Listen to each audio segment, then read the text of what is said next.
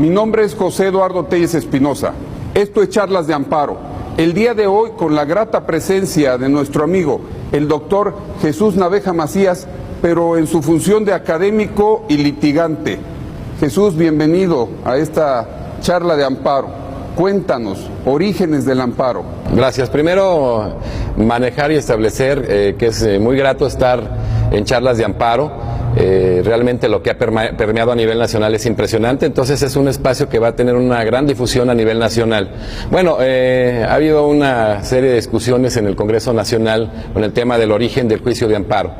Evidentemente la paternidad es mexicana, es muy importante establecer que en el proyecto yucateco de 1840 tiene su génesis y bueno, a partir de ahí se ha venido desarrollando a nivel internacional. Es claro establecer que se ha hecho investigaciones profundas estableciendo la existencia del amparo colonial, Andrés Lira González en México, Domingo García Belaunde en el Perú y Alan Brever Carías. Pero independientemente de esto, con los antecedentes nacionales e internacionales que pueda tener, el amparo es de origen mexicano. Orgullosamente. Hasta 1879 es el siguiente país el primer país que lo adopta es el caso guatemalteco y de ahí se viene todo hacia Guatemala. O sea, realmente Guatemala en esos inter hasta en todos los países más importantes, sobre todo Guatemala, en Centroamérica, El Salvador, Nicaragua, incluso Panamá, empiezan a establecerlo. Y en América Latina, en Sudamérica específicamente en 1934, con el mandamiento de seguridad brasileño. La participación mexicana es muy importante en el amparo, en el desarrollo en España, donde participa un mexicano exiliado, Rodolfo Reyes Ochoa, junto con un jurista altamente reconocido español que posteriormente terminó dando clases en México, Luis Recasenseches, que incluso gestan el Tribunal Constitucional de Garantías Constitucionales en España, que fue el precursor del primer Tribunal Constitucional en América Latina, en 1940, que fue el Tribunal Constitucional y de Garantías Sociales en Cuba. Entonces, imagínense la importancia en el ámbito constitucional que se ha tenido por parte de México. Es importante establecer que en el grueso de América Latina, evidentemente, existe la figura del amparo, con el origen mexicano, salvo en Cuba, que no existe, no existe tampoco el habeas corpus, lo más cercano es un interdicto de recuperar la posesión, y en el continente con la denominación de amparo, tanto como acción, como recurso, como juicio, y con algunas otras denominaciones, en el caso de la acción de tutela en Colombia, del recurso de protección chileno, ahora con la nueva constitución ecuatoriana, la acción de protección en el Ecuador, y la acción de tutela precisamente en Brasil. Jesús, nos abres un gran panorama, desde luego a los que nos encanta el amparo, que vivimos en el amparo, pues estamos luchando por entender el amparo en México, pero esto es un amparo que lo tenemos a nivel interamericano, lo tenemos seguramente a nivel internacional. Pasemos a otro tema, porque tienes un vuelo. Amparo contra particulares, ¿Qué nos puedes decir del amparo? Artículo 5º, fracción segunda, segundo párrafo. Sí, bueno, primero entender que esto tiene que ver con la eficacia de derechos fundamentales. La eficacia de derechos fundamentales es el punto de vista del manejo vertical con relación a las autoridades y el manejo horizontal. Ha habido un gran desarrollo pretoriano en América Latina en ese tema y evidentemente, ¿cuál es la génesis de esta circunstancia? Pues también es jurisprudencial, contrario a lo que pudiéramos pensar que fuese doctrinario. El amparo en Argentina se gesta de manera jurisprudencial en 1957 con la sentencia Ángel Siri, y de tal manera que vía de una interpretación extensiva en el desarrollo precisamente del Estado Constitucional Democrático, se gesta este amparo. Se crea en 1957. En 1958, o sea, un año después, se gesta el amparo contra particulares con la sentencia Samuel Cot. ¿Pero contra qué procedió? No, qué bueno, ella hablaba de actos de imprenta, pero qué bueno, ahorita quiero meterme en esa circunstancia. Y con base también en el amparo interamericano en el artículo 25 de la Convención Americana sobre Derechos Humanos. Ahí el tema es muy interesante. Hablabas de que cuando se viene esta reforma, quiero comentarte que fue incluso previo a un proceso abrogatorio. O sea, se hablaba de cómo en la anterior ley de amparo se podía adecuar y extender en el objeto de defensa con relación a actos de particulares, y había había una gran resistencia. Se hizo un importante estudio en leyes de amparo, en leyes de jurisdicción constitucional y en codificaciones procesales constitucionales para ver cómo estaba reglamentado. Se vio que era de manera amplia en el caso de Argentina, por ejemplo, que era una manera restringida en Colombia y Costa Rica, y entonces realmente hablábamos de que si tú se ejercitan actos de autoridad y tienen que estar previamente facultados. Pero aquí hay algo muy interesante, Memo, que a lo mejor nos cuesta trabajo por el origen, por la esencia y por la formación inicial del juicio de amparo. Es evidente que el amparo es residual, o sea, no hay un manejo sustitutorio, hay justicia ordinaria.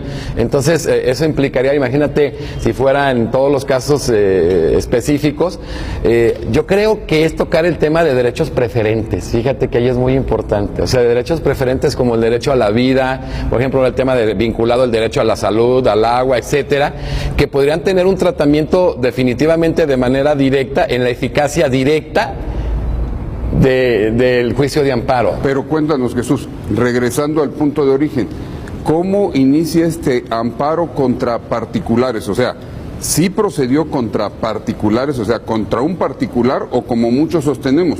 No es que procede el amparo contra el particular, sí, no. Lo que sucede es que procede contra una autoridad que es desempeñada por un particular. Sí. Y de ahí que podríamos disentir de aquellos que sostienen de que es inconstitucional el que proceda.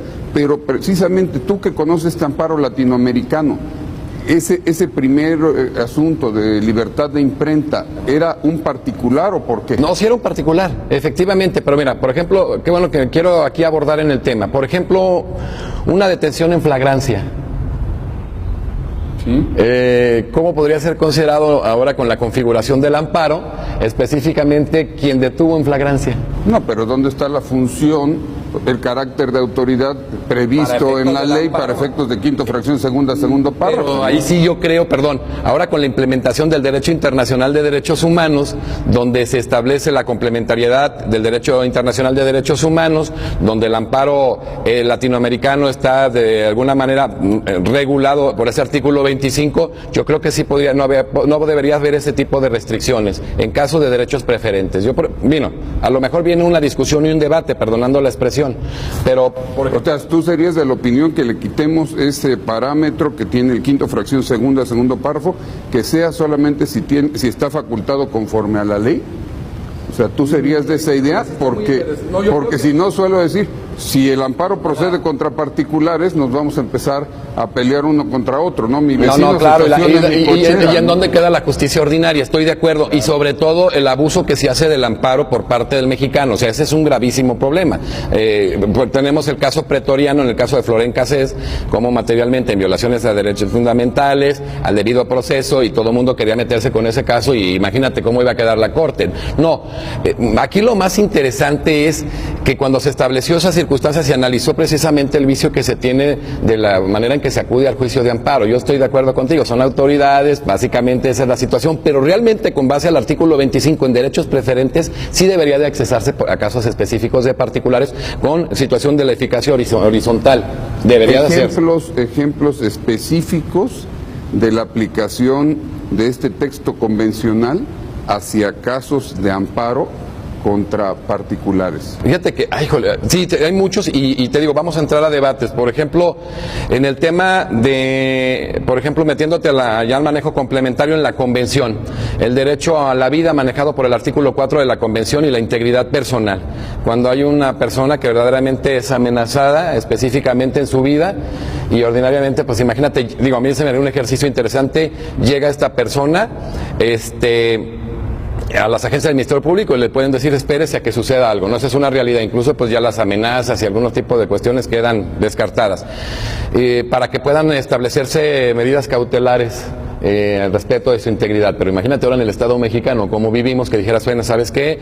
Me quieren privar de la vida, el acto reclamado es precisamente que hay un ataque de algún particular en este tema, latente en estas condiciones y en estas circunstancias, que, perdón la expresión, va a sonar burdo porque el desarrollo en América Latina es diferente. Incluso cuando vas de inicio, yo estoy yendo desde 2005 a toda la América Latina, hay un centro de estudios donde hemos trabajado también, y cuando llegas de inicio, pues ellos quedan, este no es el amparo de nosotros y viceversa, o sea, incluso tú lo llegas a ver el amparo en muchos casos en el colombiano como si fuese justicia incluso ordinaria, ¿no? Entonces, aquí en el tema del habeas corpus, que se abre una extensa gama, sí podrían darse muchos casos, e incluso se dan muchos casos para efectos de que particulares que actúan en temas de derechos preferentes puedan ser considerados como autoridades para efectos del amparo, en el amparo contra particulares. O sea, yo entiendo la reforma que se dio, que estoy muy de acuerdo contigo, no entraría materialmente a lo que es el caso de amparo contra particulares, realmente son autoridades, que sí se podrían dar en esa eficacia. O sea, a nivel latinoamericano sí tenemos un amparo contra particulares desde el punto de vista convencional. No lo tenemos en México, nos decía otro gran académico, dice, porque no fue reformada la Constitución, discutía sobre la constitucionalidad del artículo 5º, fracción segunda, segundo párrafo de la nueva ley de amparo, pero tú nos llevas a otra visión. Y además yo difiero, perdonando en esa expresión.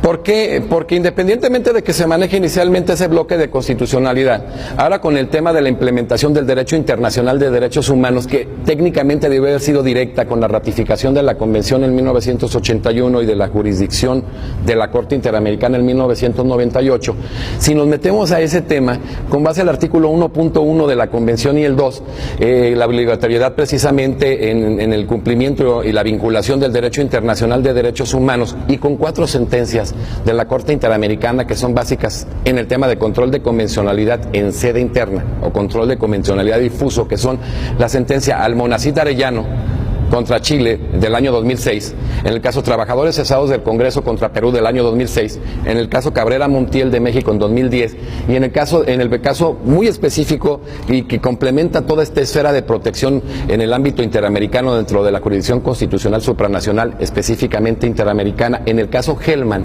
del 24 de febrero de 2011, donde se amplía el control de convencionalidad no solo al Poder Judicial, órganos del Poder Judicial o magistrados de cualquier naturaleza, sino a todos los órganos del Estado.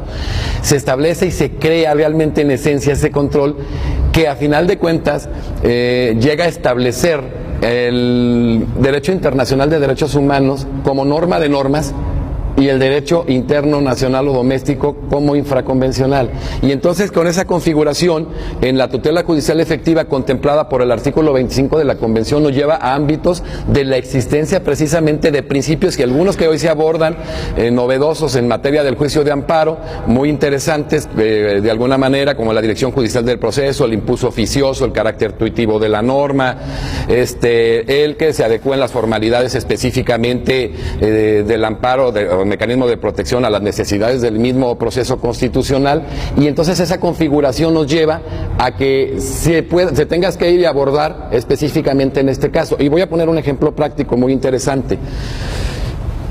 Antes de que se estuviera en función esta ley de amparo, hubo un caso en Aguascalientes donde se quería mover un monumento histórico con una gran significación de identidad para Aguascalientes, que era el Sancho Panza y el Quijote, un lugar muy bonito que tú también conoces, vas a todo el país.